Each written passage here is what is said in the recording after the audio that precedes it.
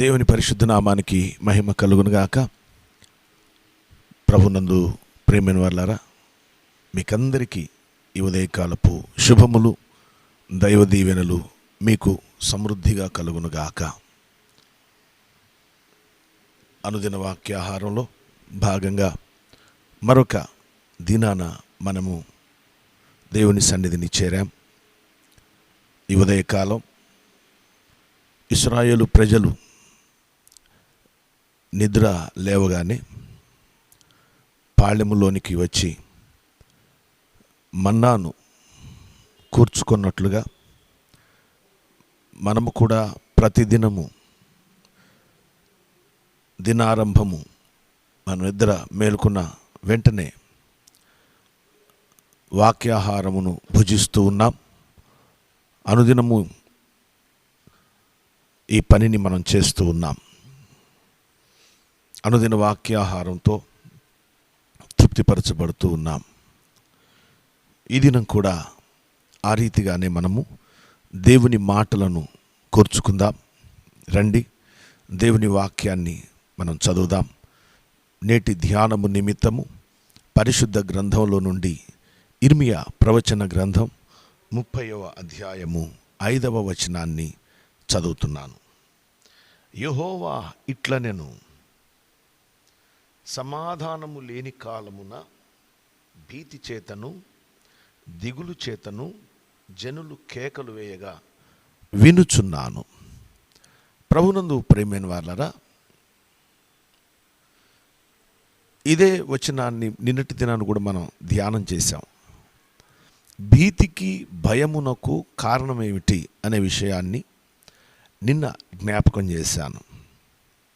ఈ దినాన మరొక విషయాన్ని మీకు ఈ సమయాన జ్ఞాపకం చేయాలని ఆశిస్తూ ఉన్నాను.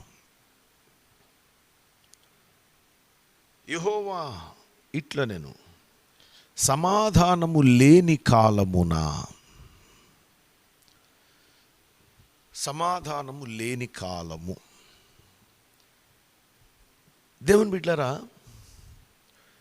ఈ సమాధానము లేని కాలము రెండు విధాలుగా చెప్పుకోవచ్చు.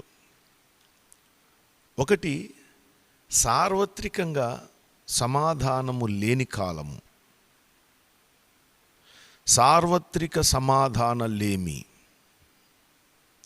రెండవది, వ్యక్తిగత సమాధాన లేమి, వ్యక్తిగత సమాధానము లేని కాలము. అంటే ఏమిటో చెప్తాను. సార్వత్రిక సమాధానము లేని కాలము అంటే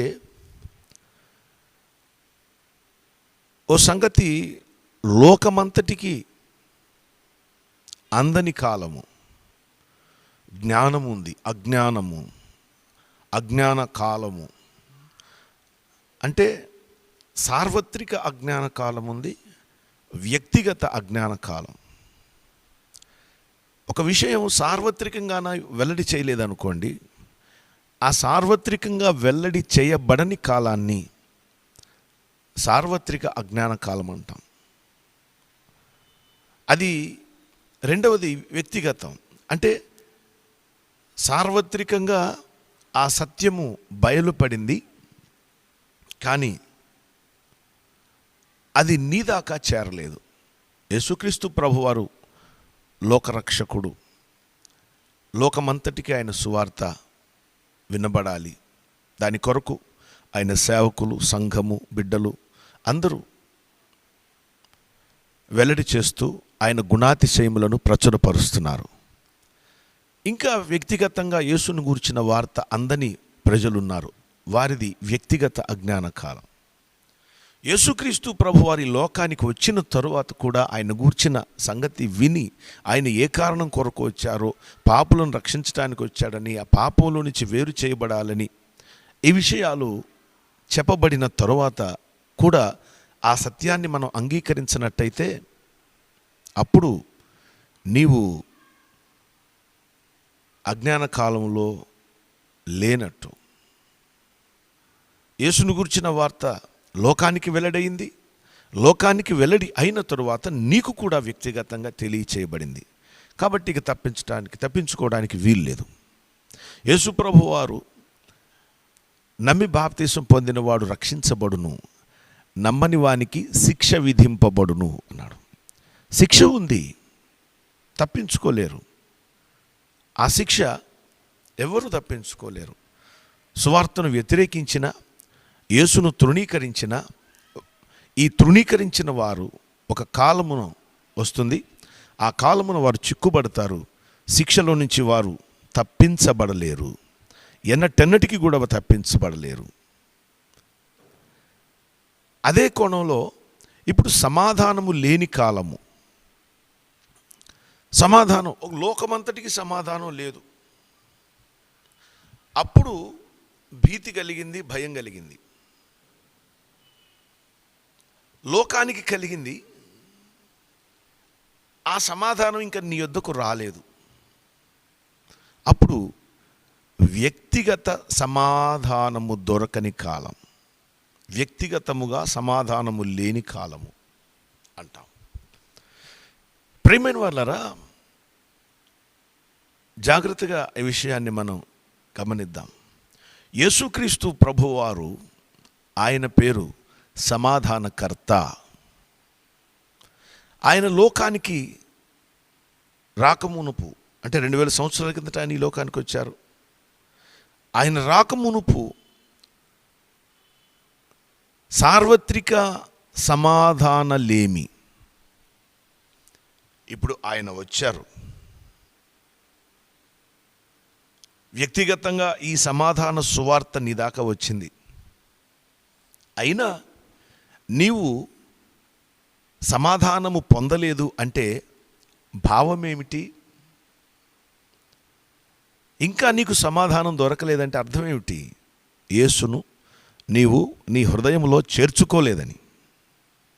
ఇంకా యేసుక్రీస్తు ప్రభువారికి నీ హృదయంలో చోటు దొరకలేదు. అందుచేత సమాధానము నీకు దొరకలేదు. దేవుని బిడ్డలారా, ఈ విషయాన్ని గురించి ఒక సంగతి చెప్తాను. మళ్ళీ రేపటి దినాన ఇదే మాట్లాడను.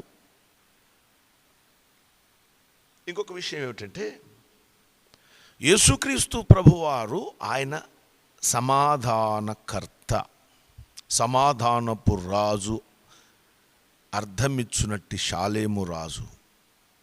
ఇది యేసునాథుని యొక్క పేరు. ఆయనకు అనేక నామములున్నవి. అనేక నామములలో అది ఒక పేరు. సమాధానపు రాజు, షాలేము రాజు. సమాధానపు రాజు అనే అర్థం ఇచ్చేటువంటి షాలేము రాజు. ఈ సమాధానపు రాజు లోకానికి దిగి వచ్చాడు, నీ దాకా వచ్చాడు. ఇంకా నీకు సమాధానం కలగల. ఇక్కడ ఈ మాట అసలు ఎవరితో మాట్లాడుతున్నారో తెలుసా? యెహోవా, మొదటి 4వ వచనం చూడండి. యెహోవా ఇశ్రాయేలు వారిని గూర్చియు యూదా వారిని గూర్చియు సెలవిచ్చిన మాటలివి. ఎవరిని గురించి మాట్లాడుతున్న మాట అది? ఇశ్రాయేలు ప్రజలను గురించి మాట్లాడుతున్న మాటలు, యూదా ప్రజలను గురించి మాట్లాడుతున్న మాటలు. ఎంత ఆశ్చర్యం! వీరికి సమాధానం లేకపోవటం ఏంటి? ఇంకా దేవునితో సమాధానం పడకపోవటం ఏమిటి? వీళ్ళు దేవుని ప్రజలని, దైవ జనాంగమని, ఏర్పాటు జనమని, వాగ్దానపు ప్రజలని, నిబంధన జనులని వీళ్ళకి పేర్లున్నాయి. వీరికి సమాధానం లేకపోవటం ఏంటి? దేవుని బిడ్డలారా, ఇంకొక ఆసక్తికరమైన విషయం ఏమిటంటే, ఈ మాట యెహోవా దేవుడు ఇట్లా నేను, యెహోవా ఇట్లా నేను, వెలుపల ఉన్న వారిని గురించి పలికిన మాట కాదు. సంఘము లోపల సమాధానము కరువయ్యింది. సంఘము లోపల ఉన్న ప్రజలకే సమాధానం లేదు. వారికి సమాధానం లేదు. ఎవరికి సమాధానం ఇస్తారు మీరు? మీకే సరైన సమాధానం లేదు. మీ ద్వారా ఎవరికి సమాధానం వస్తుంది? మీకే ఆయన గుణ లక్షణాలు లేవు. మీరెవరికి ఆయన గుణ లక్షణాలను బోధ చేస్తారు? దేవుని బిడ్డలారా, గమనించండి. సంఘము లోపలి ప్రజలకు సమాధానం లేకపోవడం ఎంత శోచనీయము. సంఘము లోపల ఉన్న వారికి సమాధానం లేదు. ఎందుకని? వీరి సమాధానం ఏమైపోయింది? వీరు ఒకప్పుడు దేవునితో సమాధాన పడిన వారే కదా. అయితే వారి యొక్క క్రియలను బట్టి, వారి యొక్క ప్రవర్తనను బట్టి యేసును ఎరుగని ప్రజల వలె ఉన్నారు. యేసుక్రీస్తు ప్రభువారిని తెలియనట్టుగా ఉన్నారు. ఎందుకు? ఆయనకు సంబంధించిన క్రియలు లేవు. ఆయనకు సంబంధించినటువంటి క్రియలు లేవు వారిలో. అందుచేత యేసును ఎరుగము అన్నట్టున్నారు వాళ్ళు. సమాధానం ఎక్కడి నుంచి వస్తుంది?